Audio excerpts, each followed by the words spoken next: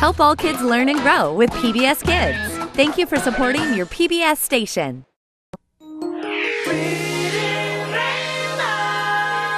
Butterfly in the sky, I can go twice as high.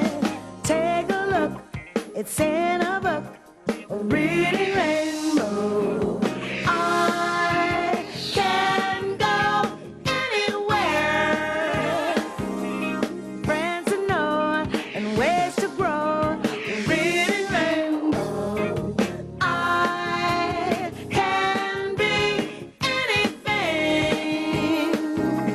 Take a look, it's in a book, a reading rainbow. Reading rainbow.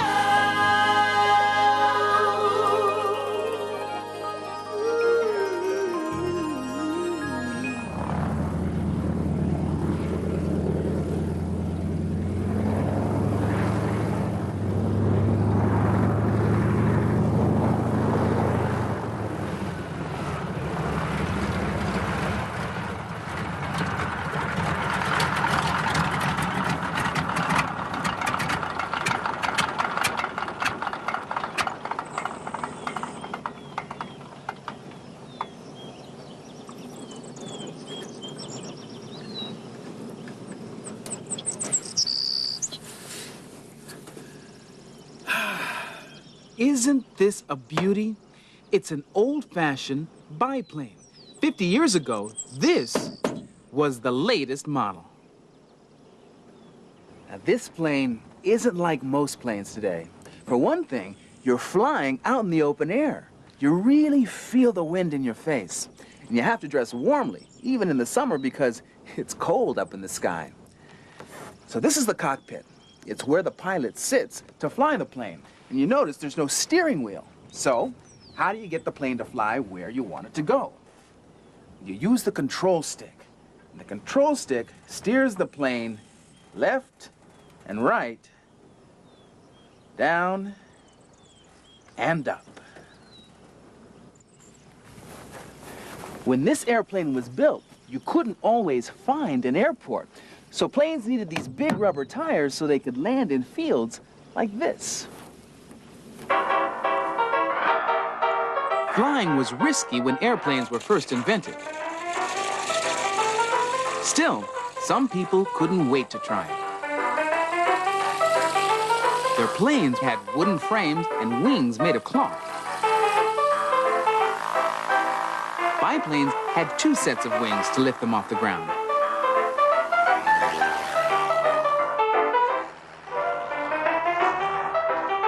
Sometimes planes were even designed with 3 sets of wings.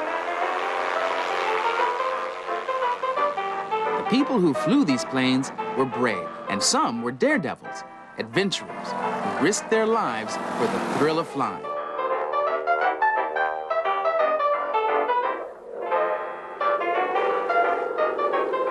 These pilots pushed themselves and their planes to the limit. How high could they go? How fast?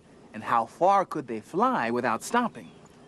Well, this book is about one of those pilots, and her name was Ruth Law. Ruth Law thrills a nation. Story and pictures by Don Brown. Read by Linda Lavin. On November 19th, 1916, Ruth Law tried to fly from Chicago to New York City in one day. It had never been done before.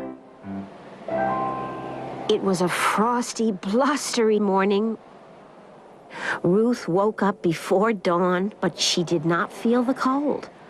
To get used to the cold weather, she had slept in a tent on the roof of a Chicago hotel. She put on 2 woolen suits, one on top of the other. Then she put on 2 leather suits and covered her bulky outfit with a skirt.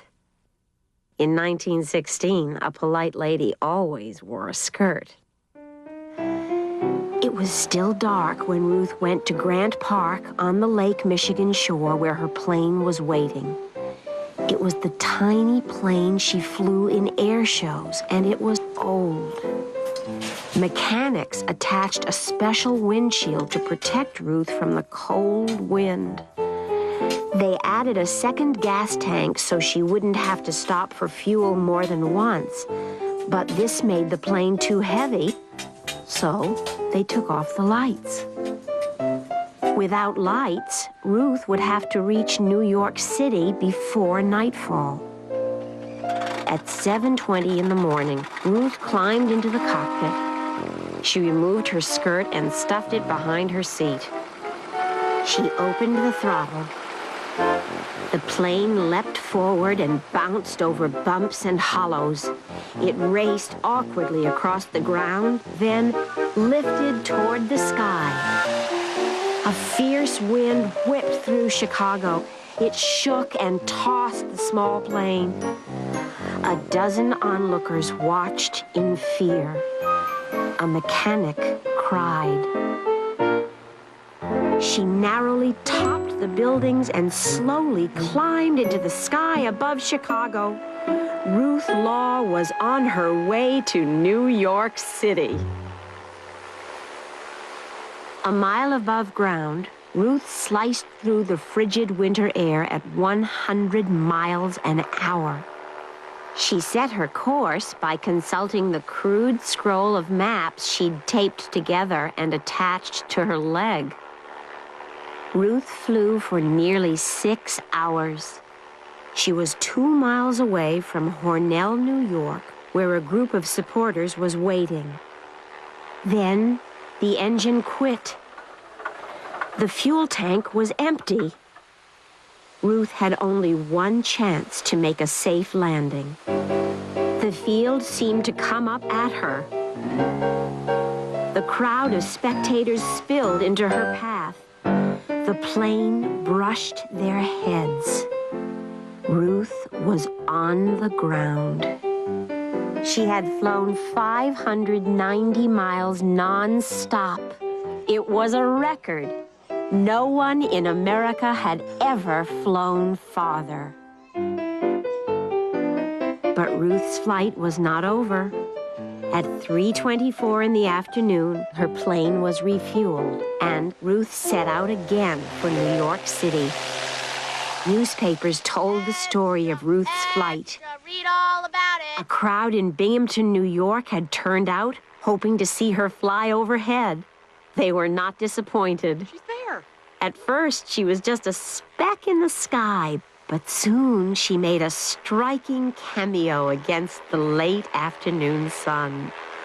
Suddenly, the plane slanted toward the ground and disappeared behind some trees. "She's down! Something's broken!" Nothing was broken. Ruth had decided to land. She would not be able to read her instruments in the dark. She tied the plane to a tree, wrapped her skirt around her, and accepted the hospitality of strangers. Ruth Law, welcome to Binghamton. The next morning, Ruth flew on to New York City. When she landed, an army general and a military band were there to greet her. Ruth was a heroine. "You beat them all," the general said as he shook her hand. Newspapers heralded her feat. President Woodrow Wilson called her great. A huge banquet was given in her honor. Ruth Law set an American non-stop cross-country flying record, 590 miles, and she thrilled a nation.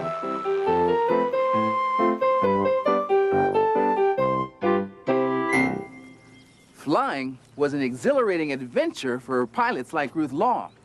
And though many people wanted to try it, very few had the courage. But Bessie Coleman did try it, and she became one of America's first stunt pilots.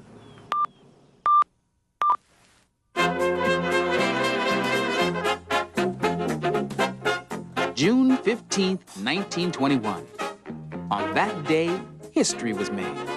Bessie Coleman became the first African-American woman ever to get her pilot's license.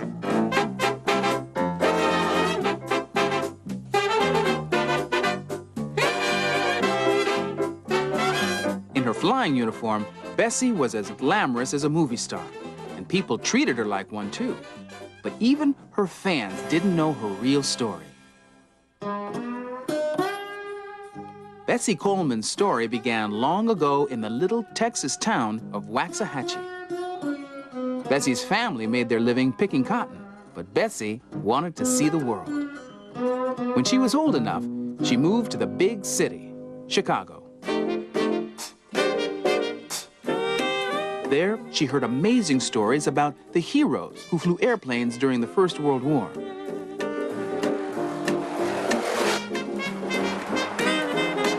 Bessie was inspired. She made up her mind then and there she had to fly. But the year was 1920.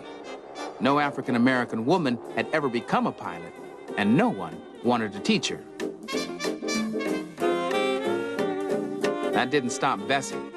If she couldn't get flying lessons in America, she'd just try somewhere else. So she saved her money and sailed across the ocean to France. There, Bessie got the lessons she wanted. When she returned, Bessie Coleman was a star. The first black woman ever to have a pilot's license.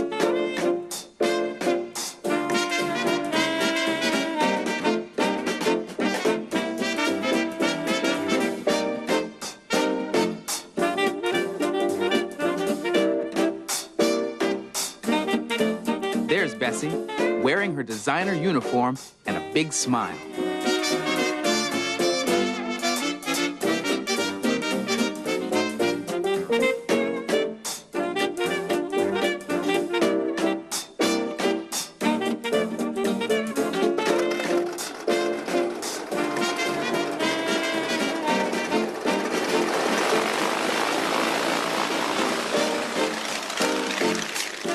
You can just imagine the crowds that showed up to watch this incredible woman perform in her tiny plane.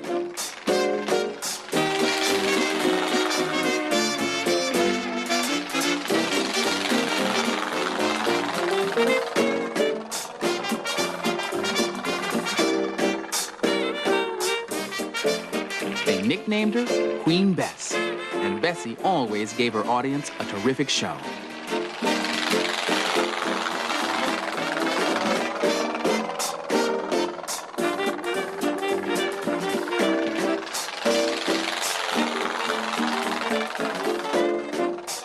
But for Bessie, that wasn't enough. She dreamed of starting her own school where everyone could learn to fly.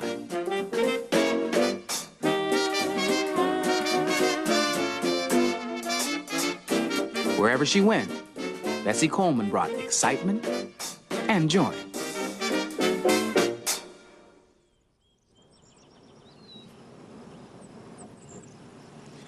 Bessie Coleman wouldn't let anyone or anything stop her from flying.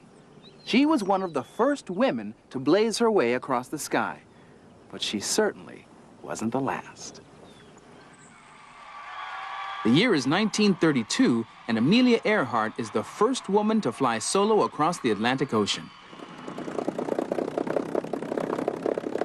1933. Amelia crosses the U.S. in just 17 hours, a new speed record for women. A new invention, the jet plane, makes air travel even faster. It's 1953, and pilot Jackie Cochran startles the world. She's the first woman to break the sound barrier, flying more than 650 miles per hour. 30 years later, astronauts pushed the art of flying to new heights and speeds. Mission specialists like Sally Ride, Kathy Sullivan, and Mae Jemison circle the entire globe in just 90 minutes. They work far above the Earth and travel to places that Amelia Earhart and Jackie Cochran could only dream of. These determined women flyers set the course for pilots who would follow, pilots whose dreams of flight are coming true today. My name is Liza Neptune. I came to New York about 3 years ago from Trinidad, and I attended George Wingate High School.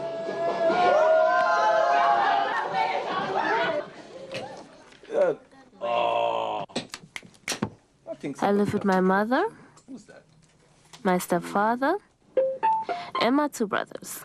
Yes, well done. I got the opportunity to learn to fly from the high school that I attend. Without them, I really don't think I would have gotten the chance to fly. I had the desire to do so many things, but this is the one thing that actually stuck with me. For a long time, I had the desire to fly.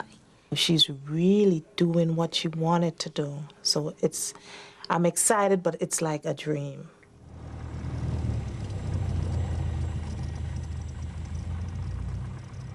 When Lisanne was 5, she asked me, she said, "Mommy, who's flying the airplane?" And I told her, a guy or a woman is in there, and they're called the pilot. She said, "I want to be a pilot when I grow up." You know, to be a successful flyer, you need a lot of studying, and you need, like, a lot of perseverance. This is something that you absolutely have to want to do. Right now, my mother is the person who encouraged me to fly and everything and to be persistent at it. It isn't important for me that Lisanne learned to fly. It's important to Lisanne. But as her mother, you know, I am there for her, so I support her. Because I'm really, really happy for her. And I'm going to do anything it takes to, you know, keep her at it. You have your mixture. Well, you know, you put your earphones on and you do all that, you know? Right. You tell them all this stuff, you do your little tunes. You know, you're real cool here, you're laying back. Sometimes I'll just sit there and think, you know, I'm like 17 years old and I can fly an aircraft. That's a real good feeling to me. That's just what my life's about. Okay, we got about 7 in there.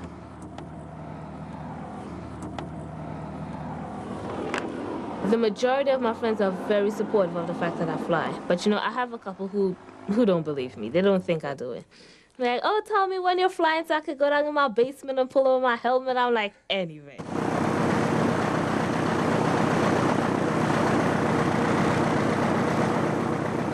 The day my mother came to the airport, she'd never seen me fly before. It was really something. I mean, like a real experience for the both of us. Taxi to runway 32, flight 37 Tango. Roger.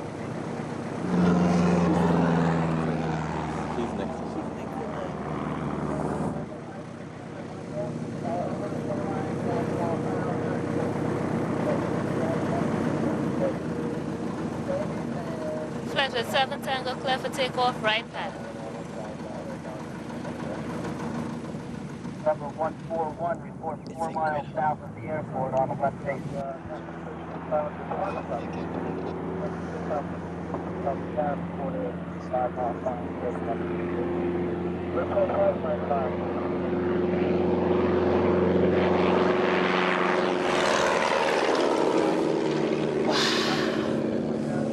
This is unbelievable. She's terrific.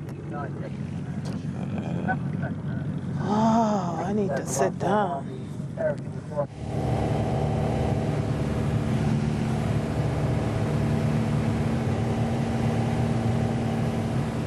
The first time I actually flew the airplane by myself, I was a little nervous, you know?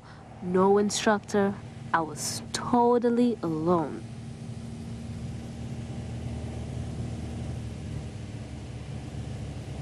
Go 720, thanks for the turn.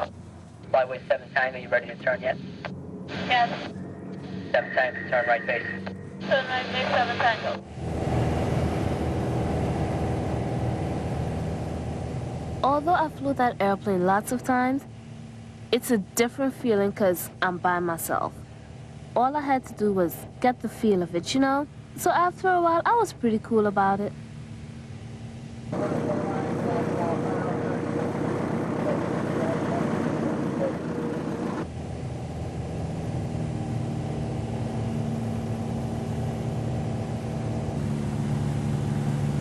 gives you the sense of control, you know? You're just really calm and everything's quiet. You feel really, really relaxed up there.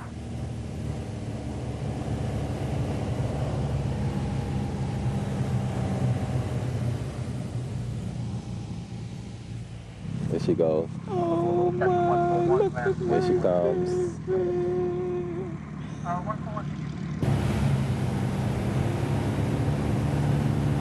Seventh angle, clear the line.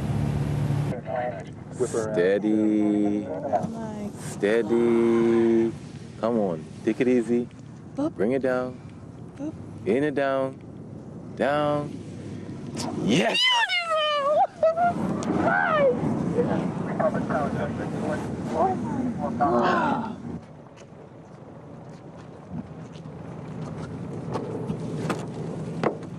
Poopy doopy.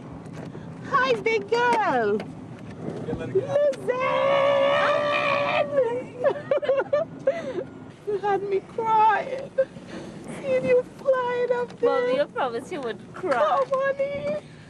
Oh, God, little darling. Wanting to be a pilot at the age of 5, and now that she's actually a pilot, it's like a dream. I kind of see flying as out of the ordinary. And that's what inspires me. I like to go out there and just do it. Every single day, millions of people travel by airplane.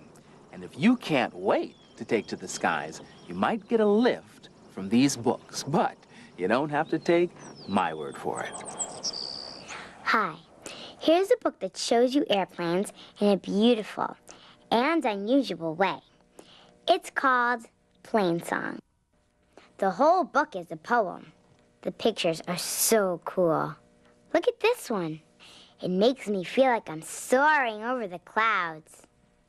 My favorite picture is the one of the plane flying over New York City. There's the Statue of Liberty. There were some airplanes I was not familiar with, like the plane that fights fires, and the old-fashioned plane called a ragbag. I'm Marisol Rosa Shapiro, and I think you'll enjoy this truly lovely book. Plane Song is just the thing to put you in a good mood.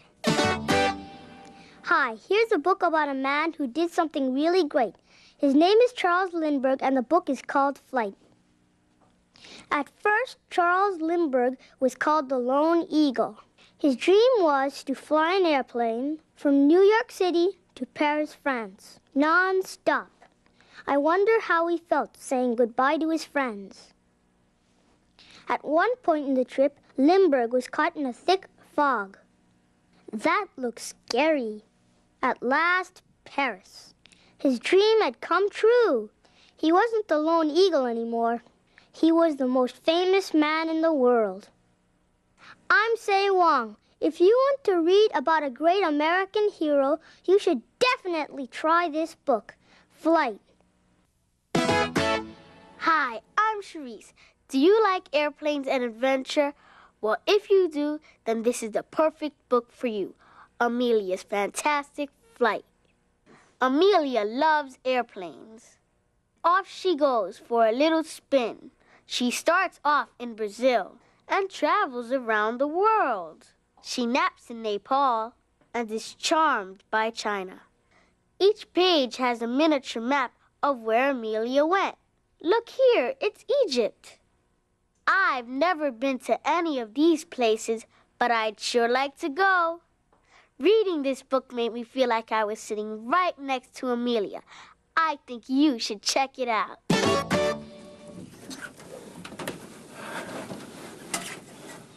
Flying gives me an incredible sense of freedom. I just love the feeling of the wind in my face as I head for the clouds. And you know, I bet those first pilots felt the same way. There's just you and your airplane, and the whole sky is out there waiting. I'll see you next time. Clear prop!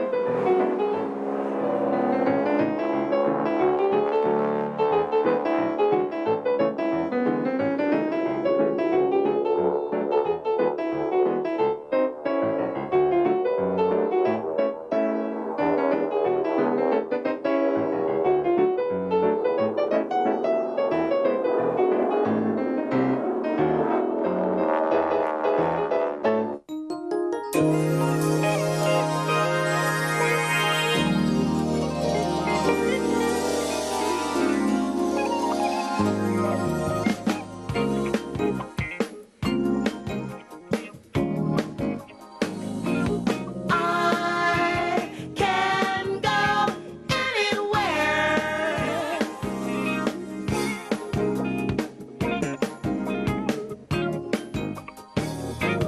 I can.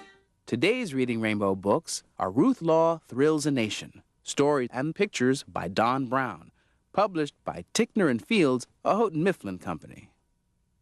Plain Song by Diane Siebert, paintings by Vincent Nasta, published by HarperCollins. Flight by Robert Burley, illustrated by Mike Wimmer, published by Philomel Books, a division of the Putnam and Grosset Group. Amelia's Fantastic Flight by Rose Bursick, published by Henry Holt and Company.